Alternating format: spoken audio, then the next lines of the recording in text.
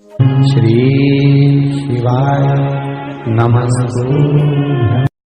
श्रोता भाई बहनों से केवल इतना सा निवेदन है कि जिस भूमि को, जिस मकान को, जिस जमीन को, जिस जायदाद को आप बनाना चाहते हैं, जिस प्लाट को आप निर्मित करना चाहते हैं, कई कई घर ऐसे किराए के मकान में रहते थे तो अच्छे रहते थे, जब से घर बनाया प्रवेश करा तब से रो रहे हैं। 25 बार वास्तु शास्त्री वालों को बुला लिया, उसने यहाँ से सीढ़ी तोड़ दो, यहाँ से बना दो, यहाँ बाथरूम तोड़ दो, यहाँ से बना दो, ये पीछे से रास्ता कर दो, यहाँ से बना दो। ईमानदारी से कहना, पहले के समय में क्या वास्तु शास्त्री होते थे? नहीं। घर के बुजुर्ग कहते थे यहाँ कमरा बना दे बेटा, बेटा कमरा बना देता, यहाँ रसोई घर बना दे बेटा। घर के बुजुर्ग कहते थे वहां कमरा बनता था, घर के बुजुर्ग कहते थे वहां पर भोजन बनता था। उसके बाद भी उनके घर में शांति होती थी, फिर भी उनके घर में समृद्धि होती थी, लक्ष्मी की कोई कमी नहीं होती थी। कमाते कम थे पर ऐश की जिंदगी जीते थे, सुखमय जीवन जीते थे। आज के जमाने में बेटा कमारा, बहू कमारी, पोता कमारा, पोती कमारी, दादा कमारा, सारा घर कमारा, उसके बाद भी सुख और समृद्धि और शांति नहीं है, उसके बाद भी आनंद की अनुभूति नहीं है, उसके बाद भी हमेशा रोना केवल सुख का होता है। जरा सा घर में 4 लोग रह रहे हैं पर चारों के मुंह भगोने जैसे रहते हैं, एक तपेले जैसा मुंह, एक भगोने जैसा मुंह, एक थाली जैसा मुंह, एक बल्टोई जैसा मुंह। सब कोई बोलने को तैयार नहीं, क्योंकि जब जब बोले तो बर्तन की आवाज आए तो बोले ही नहीं। एक माँ बैठी टीवी के सामने, एक माँ बैठी, एक सोफे पे बैठा, बोले ही नहीं आपस में। वो सुख गया कहाँ महाराज? कई लोगों के मैसेज आते हैं, गुरुजी हम बड़े दुखी हैं। कारण क्या है? बस कारण इतना सा है कि आपने जब मकान का निर्माण कराया, वास्तु शास्त्री को बुलाया, इंजीनियर को बुलाया, सब ठेकेदार को बुलाया, सबको बुलाकर मकान, प्लाट, जमीन, जायदाद सब दिखवाया, पर आपने उस भूमि पर पद्म पुराण कहती है, धेनु मानस कहती है, स्कंद पुराण कहती है कि उस प्लाट पर आपने 3 दिन तक एक गौ माता को नहीं बांधा। 3 दिन तक एक गाय को उस प्लाट पर बांधकर चारा खिलाते, ना वास्तु शास्त्री को बुलाने की जरूरत पड़ती, ना कभी समृद्धि की, ना सुख की जरूरत पड़ती, क्योंकि गाय उस जगह से सारी इंद्रियों को आनंदित देकर सुख प्रदान कर देती है। उस जगह के सारी रोग, बीमारी, कष्ट, तकलीफ, दुख को गौ माता खींची। गौ माता जैसी जगत में कोई नहीं हो सकता। हाथ में घड़ी नहीं बांधती गौ माता, पर 4 बजे आपके यहाँ रोटी मिलती है तो 4 बजे खड़ी मिल जाती है। 3 बजे भोजन मिलता है तो 3 बजे आपके दरवाजे पे मिल जाती है। 1:30 बजे भोजन दोगे तो 1:30 बजे ही मिलेगी। 1:20 पे दोगे तो 1:20 पे ही मिलेगी। कोई घड़ी नहीं बांधती, फिर भी समय पर आ जाती है। क्यों? क्योंकि भगवान ने उसको ऐसा बनाया है, 33 कोटि देवताओं ने उसमें ऐसा विराजमान कर दिया है कि जगत का वो कल्याण कर सकती है। उसका एक एक अंश जीव का कल्याण करने वाला है, एक एक अंश जगत का उद्धार करने वाला है।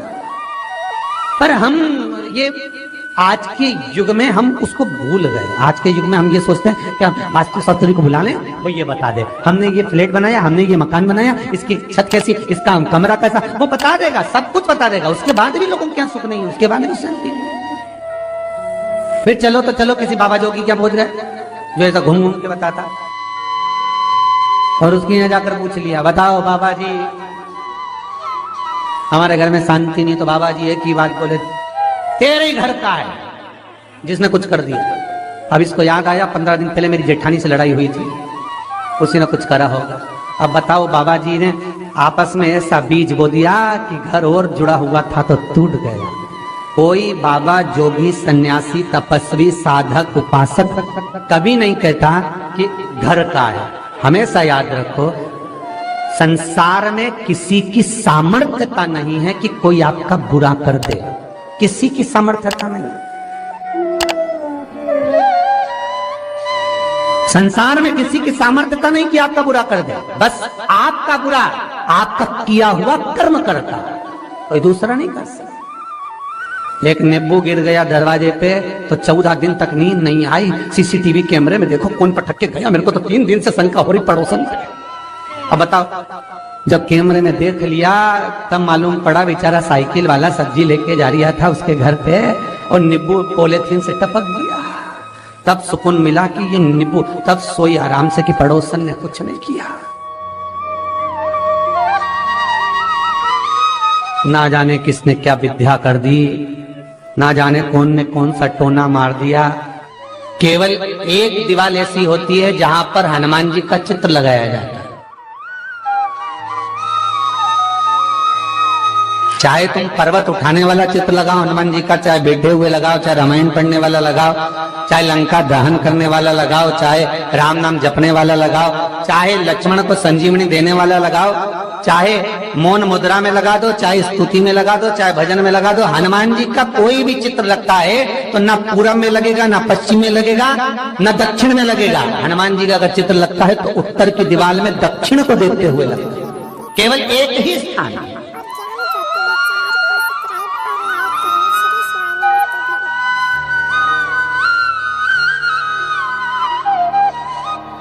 जैसे पूर्वजों के चित्र को, पितरों के चित्र को, गए हुए हमारे जीवों के चित्र को दक्षिण में विराजमान किया जाता है, उसी तरह हनुमान को उत्तर में विराजमान कर कर दृष्टि दक्षिण में कर दी जाती है।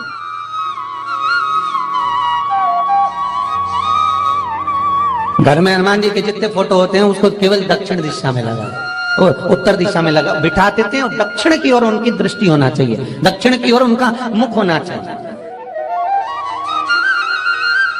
क्यों?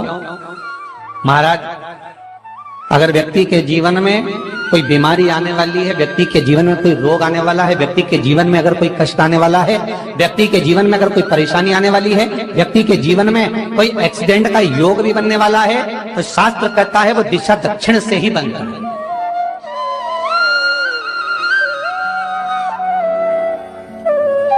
ये दक्षिण जो दिशा है ये यम की दिशा है। यहाँ संपूर्ण परिवार के साथ यमराज अपने आनंद में निवास करता है, यम दिशा। और जब हमारे घर में, हम ये नहीं करें कि आप हनुमान जी का फोटो लगाओ, हम ये भी नहीं करें, आपके घर में हो और आपने अगर विराजमान कर रखा है किसी दिशा में, तो हमारा तो निवेदन रहेगा, अभी तक आपने अगर जैसा रखा, पर एक बार दिशा बदल कर देखना कि रोग, बीमारी, कष्ट, दुख, तकलीफ में आपको लाभ मिला कि ना मिला। हनुमान जी ने केवल दक्षिण दिशा की ओर अगर मुख कर हमने विराजमान कर दिया, फोटो ही विराज दिया। हम ये नहीं कहेंगे आपसे कि आप बाजार से फोटो खरीद कर लाओ फिर लगाओ, नहीं, आपके घर में हो तो आप लगा दीजिए, आपके घर में हो तो विराजमान करें।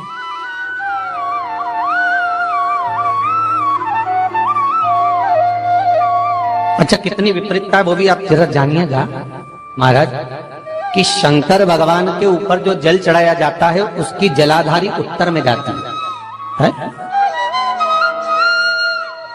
कई लोगों को तो आज भी तुलसी उतारना तक नहीं आता कि तुलसी का दल कैसे उतारा जाता है। कई जगह तुलसी के क्यारे के नीचे शंकर जी का शिवलिंग रख दिया जाता है महाराज, कहीं नहीं है ध्यान, बस चल रहा है स्मरण।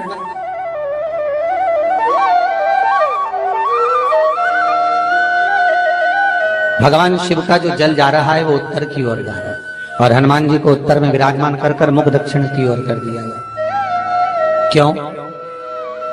प्रबल दिशाओं में उत्तर और दक्षिण, महाराज ये जो दो दिशाएं, इनको साधने के लिए कोई देवता आगे नहीं है।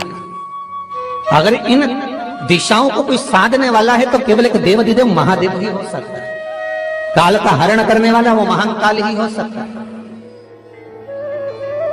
शंकर का ही एक अवतार है हनुमान जी महाराज, रुद्र अवतार महाराज। हनुमान जी से कहा तुम दक्षिण की ओर दिशा पर संभालिए, शिव जी कहते हैं मेरा जल जब उत्तर की ओर जाएगा तो इस दिशा को मैं संभालूं, चिंता ना करिए। किसी लड़का और लड़की का विवाह नहीं हो रहा,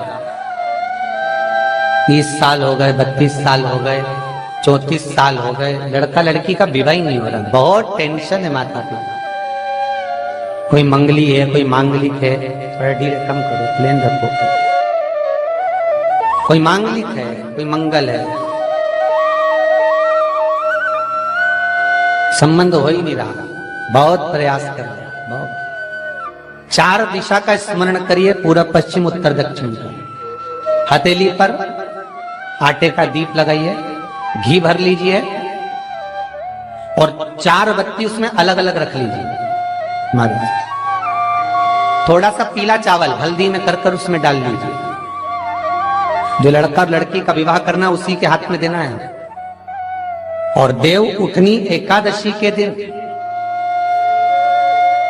जिस दिन देवता उठेंगे, जिस जगह पर तुलसी शालिग्राम का आप पूजन करते हो, गन्ने के नीचे, ईख के नीचे, तुलसी का क्यारा रखकर पूजन करते। वहां पर भगवान शिव और भगवान नारायण का नाम लेकर उस दिए को रगवा दीजिए और वहीं पर हल्दी का तिलक उस लड़का या लड़की का कर दीजिए और उसके हाथ में थोड़ी सी हल्दी लगा दीजिए। महाराज ढाई